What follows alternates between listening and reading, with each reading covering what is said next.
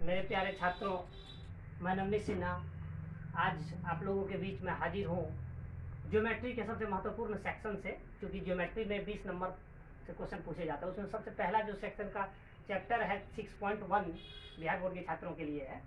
तो उसमें 6.1 चैप्टर के लिए थेल्स प्रमेय बहुत महत्वपूर्ण होता है।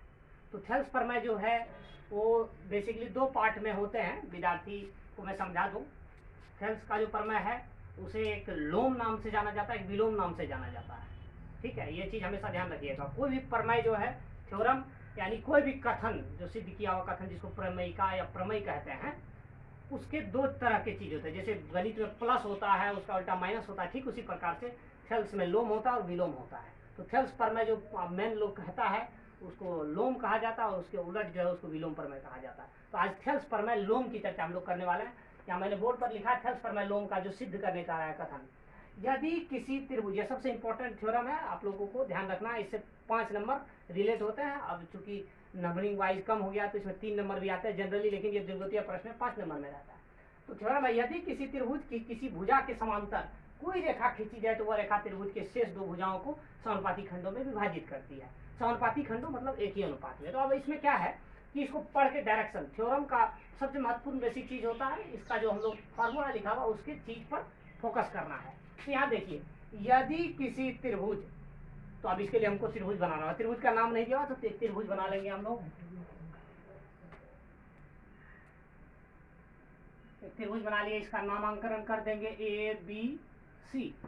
अब इस किसी भुजा, कोई एक भुजा के समांतर कोई एक रेखा खींची जाए, तो इसमें हम लोग एक भुजा BC के समांतर एक रेखा खींच लेते हैं। कोई एक भुजा के समांतर रेखा जो पुकारा है उसके अनुसार से एक समांतर, यहाँ समांतर रेखा खींच लेंगे। ये समांतर रेखा इसके BC के समांतर खींचे, देख रहे हैं आप समांतर है पैरेलल, इसका नाम हम लोग XY दे देते हैं। कोई रेखा खींची जाए तो वह रेखा, जो रेखा समांतर खींचे है वह रेखा त्रिभुज के शेष 2 भुजाओं, शेष 2 भुजा कौन बच गया, तो शेष 2 भुजा इसमें BC के समांतर XY रेखा खींचे तो शेष 2 भुजा कौन बच गया, AB और AC बच गया।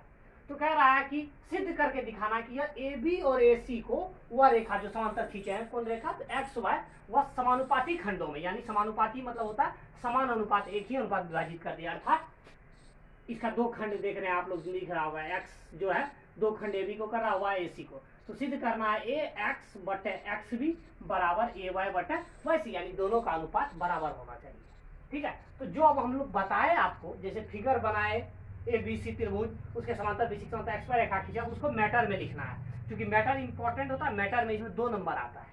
ठीक है, तो मैटर इस प्रकार लिखेंगे, जो बनाए हैं फिगर उसी के अनुसार से, ज्यादा टेंशन नहीं, समझ के बनाना है। नहीं तो थ्योरम जनरली विद्यार्थी रट्टा मारते हैं, और रट्टा मारने वाले विद्यार्थी जो है वहां जाके भूल जाते हैं।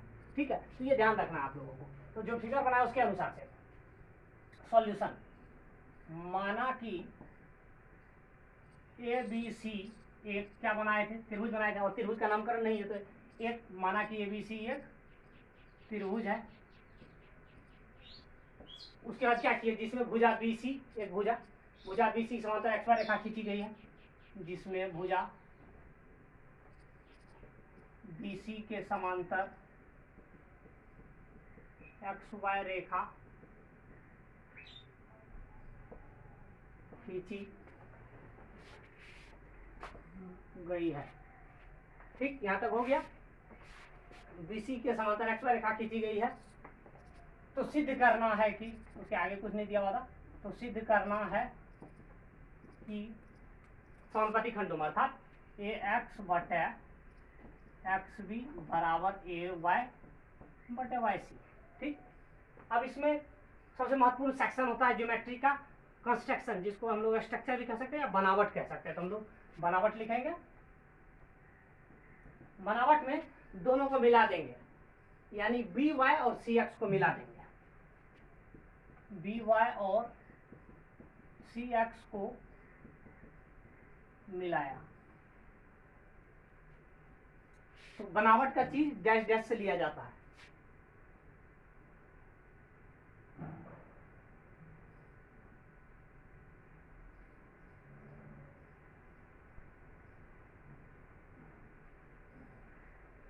ठीक, मिला लिए। अब मिलाने के बाद ध्यान दीजिए एक चीज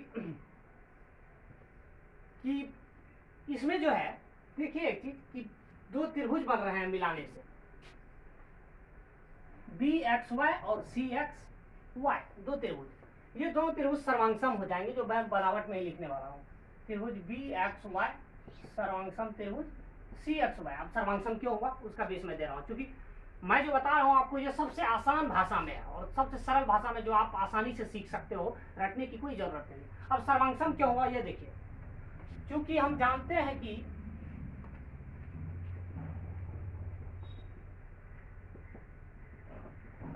यदि दो त्रिभुज समान आधार एवं समान ऊंचाई के बीच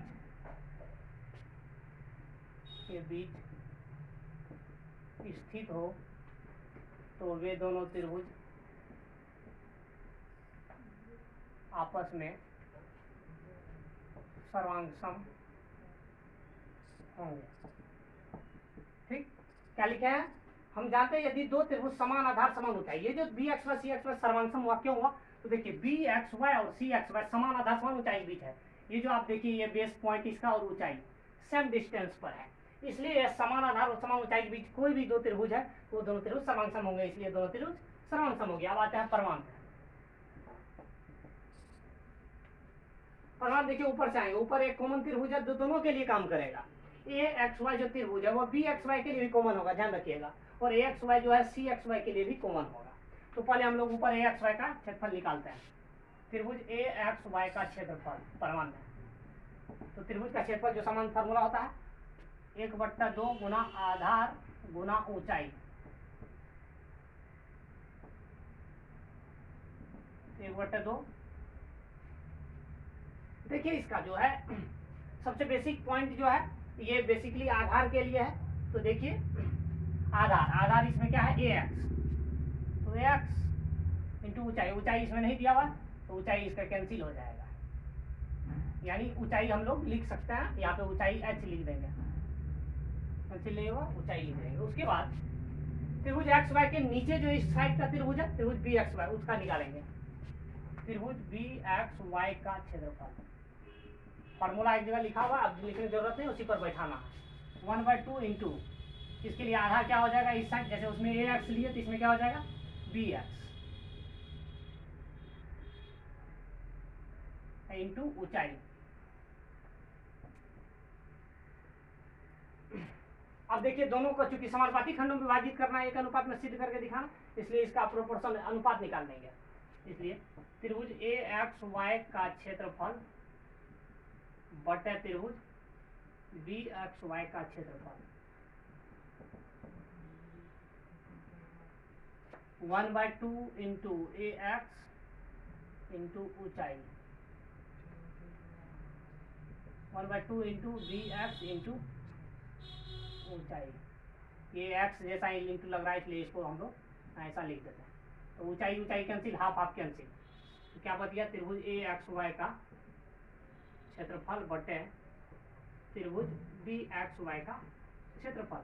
मैं इसको ऐसा भी लिख सकता था यहाँ area of A X Y area of B X Y, क्योंकि हिंदी मीडियम के विद्यार्थी को समझने में दिक्कत हो सकती है इसलिए मैंने हिंदी में इसको लिखा है। अब बच गया ए एक्स बटे बी एक्स, तो ये हो गया इक्वेशन फर्स्ट, इसको समीकरण एक मान लेंगे। अब इसी प्रकार से उस ओर जाएंगे सी एक्स वाई को, तो सी एक्स वाई के ऊपर क्या है मैंने आपको पहले बताया था कि ए एक्स वाई दोनों के लिए कॉमन होगा, बस बेस चेंज होगा। इधर के लिए बी एक्स वाई के लिए बेस ए एक्स वाई में ए एक्स हुआ, यहाँ पर देख रहे हैं आप लोग, अब उधर के लिए ए वाई बेस में आएगा, तब होगा आसान है त्रिभुज ए एक्स वाई का क्षेत्रफल। अब त्रिभुज ए एक्स वाई का क्षेत्रफल, तो फार्मूला वही है हाफ इंटू आधार इंटू ऊंचाई, हाफ इंटू आधार उसके लिए क्या हो जाएगा, इधर ए एक्स लिए तो उधर ए वाई हो जाएगा, ए वाई इंटू ऊंचाई। उसके बाद त्रिभुज नीचे की ओर जैसे इधर बी एक्स वाई हुआ तो उसके लिए क्या हो जाएगा सी एक्स वाई, त्रिभुज सी एक्स वाई का क्षेत्रफल, हाफ इंटू इसके लिए आधार हो जाएगा सी वाई इंटू ऊंचाई। अब इसको भी प्रोपोर्शन करेंगे जैसे पहले वाला किए थे इस साइड वाला, तो त्रिभुज ए एक्स वाई, इसलिए त्रिभुज ए एक्स वाई का क्षेत्रफल बटे त्रिभुज सी एक्स वाई का क्षेत्रफल बराबर 1/2 इंटू ए वाई इंटू ऊंचाई 1/2 इंटू सी वाई इंटू ऊंचाई, ऊंचाई ऊंचाई हाफ हाफ कैंसिल, तो त्रिभुज ए एक्स वाई का क्षेत्रफल बटे। अब एक चीज देखिए यहाँ सी एक्स वाई जो देख रहे हैं, तो हम बनावट जो लिए था उसका हेल्प करेंगे इससे। तो यहाँ देखिए बनावट में त्रिभुज बी एक्स वाई सर्वांगसम है सी एक्स वाई के, तो सर्वांगसम मतलब सभी अंग समान यानी बराबर, तो सभी अंग समान, तो बी एक्स वाई के बाद सी एक्स वाई ले सकते हैं। तो इस कारण हम ये लोग यहाँ करेंगे क्या, यहाँ देखिए सी एक्स वाई जो नीचे लिखा, तो सी एक्स वाई किसके सर्वांगसम है बी एक्स वाई, तो सर्वांगसम सभी अंग समान, तो उसके बराबर हम उसको ले सकते हैं, पुट कर सकते हैं। तो सी एक्स वाई यहाँ से हटाएंगे और उसके जगह बी एक्स वाई डाल देंगे। त्रिभुज बी एक्स वाई का क्षेत्रफल, ये सर्वांगसम का मतलब एक जगह इसके जगह इसका या इसके जगह इसका, दोनों में से किसी का प्रयोग कर सकते हैं। तो मैंने सी एक्स वाई को हटाकर बी एक्स वाई दिया, सर्वांगसम था इसलिए मैंने बनावट लिया था। अब बच गया इधर ए वाई बटे सी वाई या वाई सी लिखिए, ये हो गया समीकरण 2। अब समीकरण 1 2 हमारा बन गया। अब दोनों समीकरण से लेंगे, क्योंकि ज्योमेट्री में समीकरण का ही तुलना करके सॉल्यूशन निकाला जाता है। तो समीकरण 1 एवं 2 से,